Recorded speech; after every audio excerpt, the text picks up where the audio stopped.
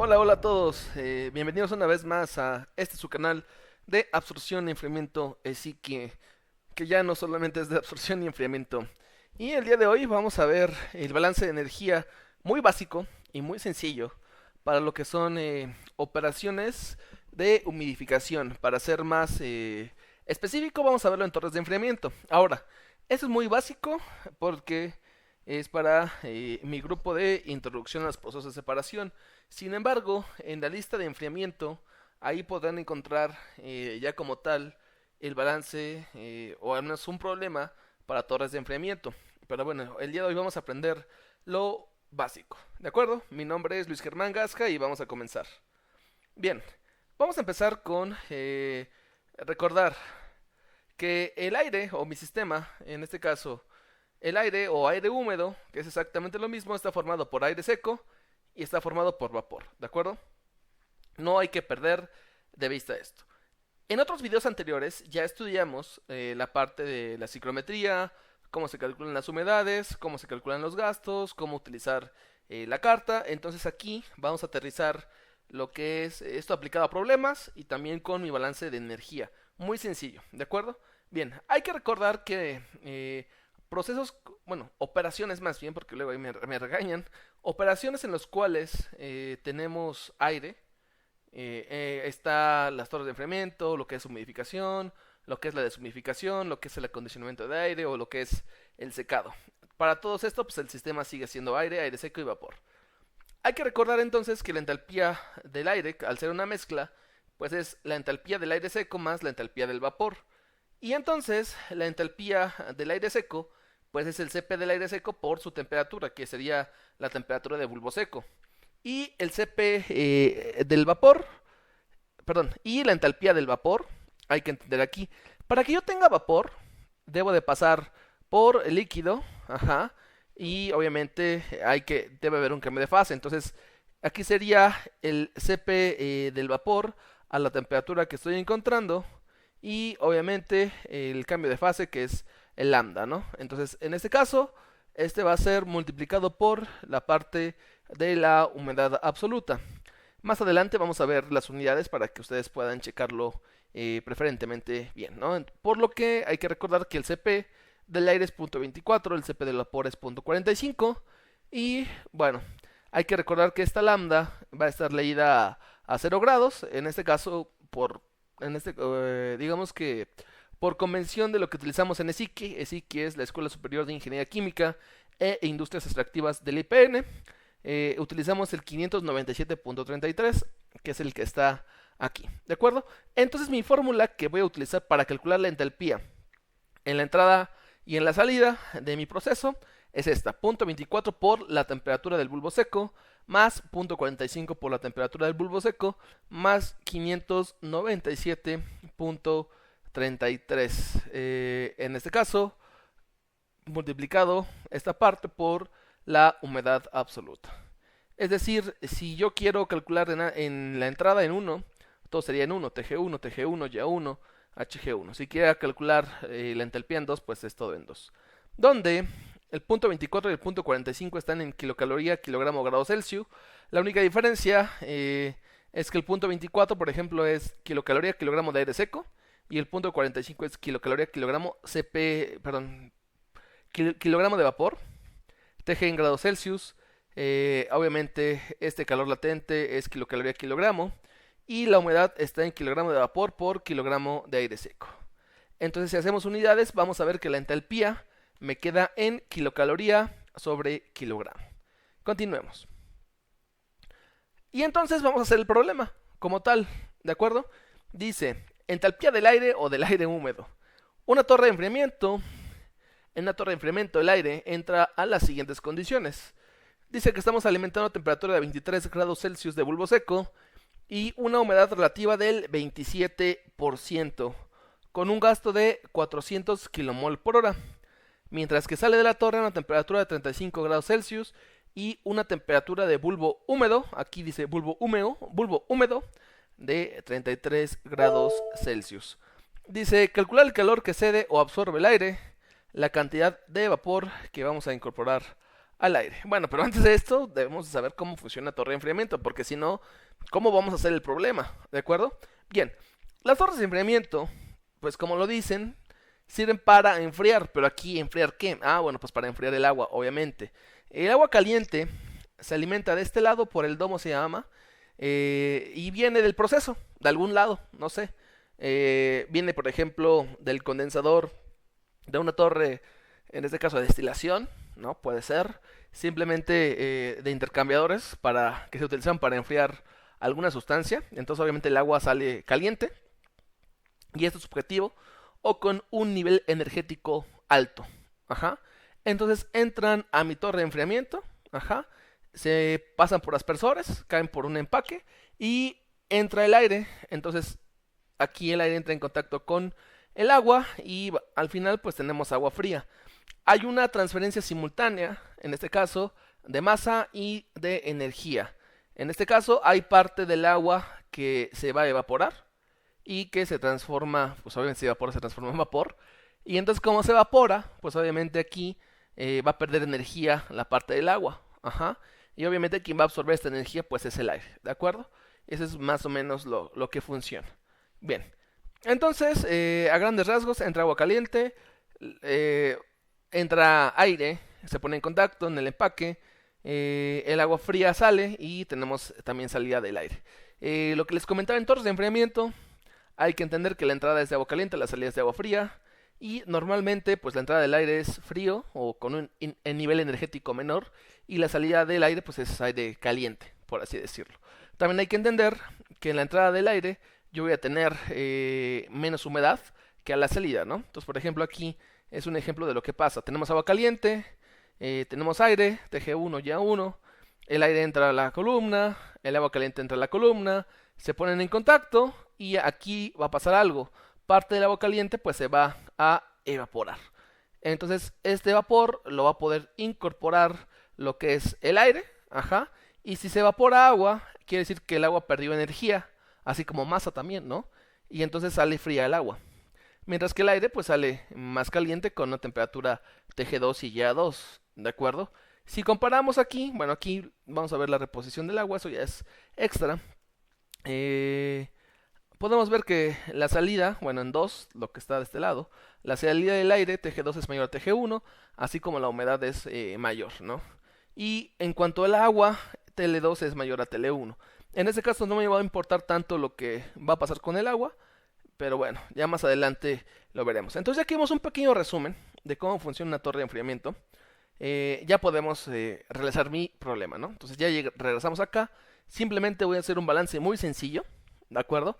Con lo que ya sabemos de clases anteriores, entonces no hay que preocuparnos tanto. Bien, entonces el aire se alimenta a 23 grados bulbo seco, humedad relativa del 27% y un gasto de 1400 metros cúbicos por hora.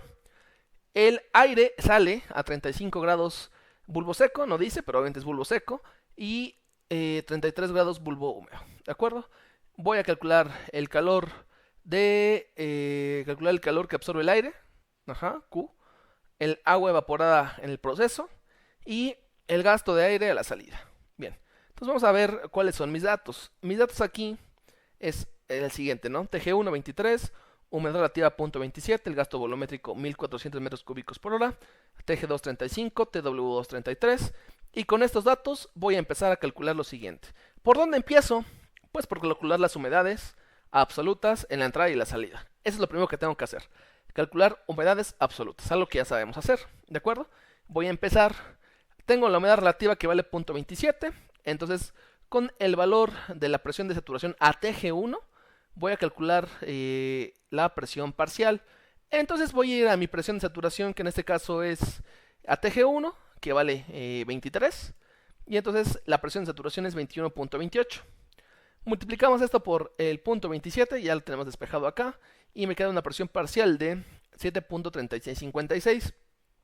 Con este valor de presión parcial calculo la humedad absoluta y me queda que la humedad absoluta son 0.006087 kilogramos de vapor por cada kilogramo de aire seco, algo que ya habíamos hecho en videos anteriores, por eso lo hago un poco más rápido. Ya tengo la humedad absoluta a la entrada. Ahora vamos a la salida. A la salida No, antes de eso, me piden calcular la entalpía, perdón. Bueno, nada más es sustituir, ¿no? HG1 es .24 por TG1, .45 por TG1 y en este caso pues 597.33 por Y1. Voy a sustituir con todas unidades para que lo chequemos, ¿de acuerdo? El .24 son kilocaloría, kilogramo de aire seco, grado Celsius. Y aquí pues son grados Celsius, se eliminan los grados Celsius, me queda kilocaloría, kilogramo de aire seco. Luego de este lado es .45 kilocalorías, kilogramo de vapor, grados Celsius. Se va con grados Celsius, me queda kilocaloría, kilogramo de vapor.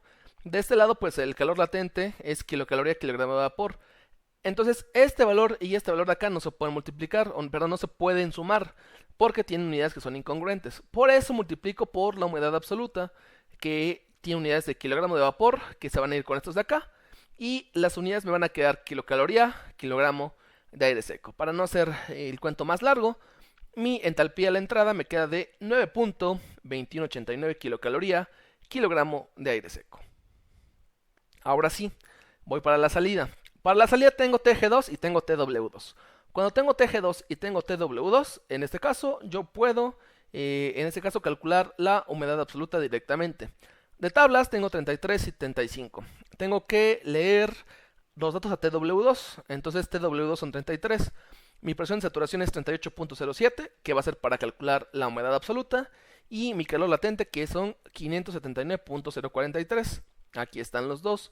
Sustituyo y me va a quedar el valor de Y2 de 0.032. Ya que calculé Y2, voy a hacer exactamente lo mismo que para el estado 1, que sería calcular la entalpía. Ya que calculo la entalpía, me va a dar un valor de 28.0185.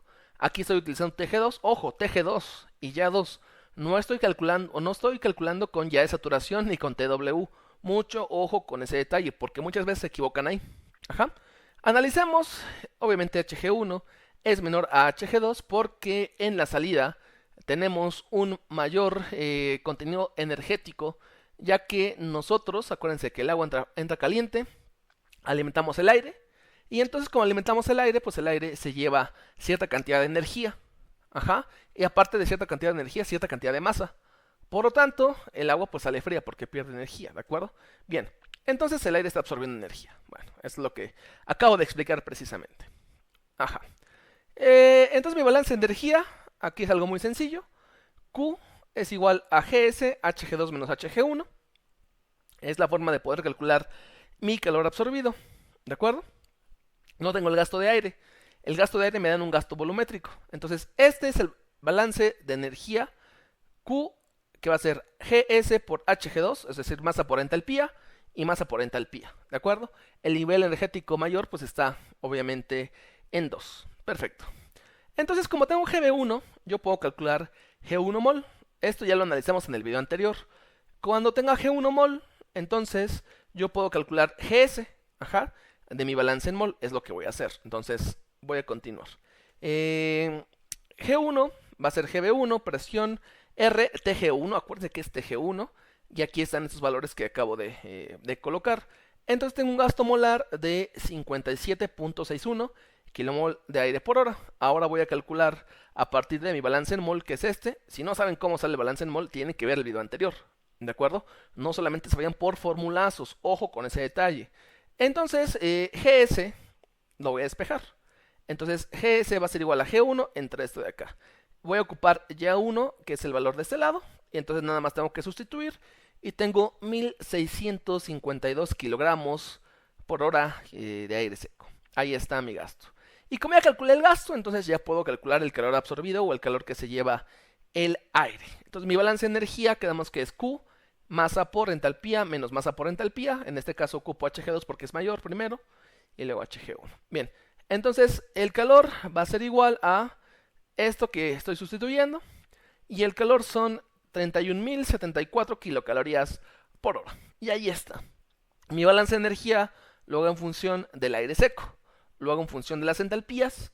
Ajá. Y las entalpías se calculan en función de TG2 y en función de YA2, en función de TG1 y en función de YA1.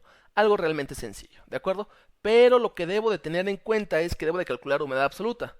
¿Cómo calculo la humedad absoluta? Es algo que les vengo diciendo desde videos anteriores, a partir de las propiedades del aire, ¿no? De la ciclometría. Bueno, Entonces ahora simplemente voy a apuntalar lo siguiente. Tengo ya uno, es decir, el aire entra con esta humedad y sale con esta humedad. Si se fijan, en el lado 2 o en la salida del aire, tengo mayor humedad. ¿Por qué? Porque yo les comenté que en las torres de enfriamiento yo voy a estar, en este caso, evaporando agua. Ajá. Porque en las torres de enfriamiento yo tengo una transmisión simultánea de energía y de materia. Entonces aquí voy a tener algo que se llama TA. TA simboliza el agua que se convierte en vapor. Ajá. Es decir, el vapor que se incorpora al aire, ¿de acuerdo? Por eso tengo una humedad mayor a la salida.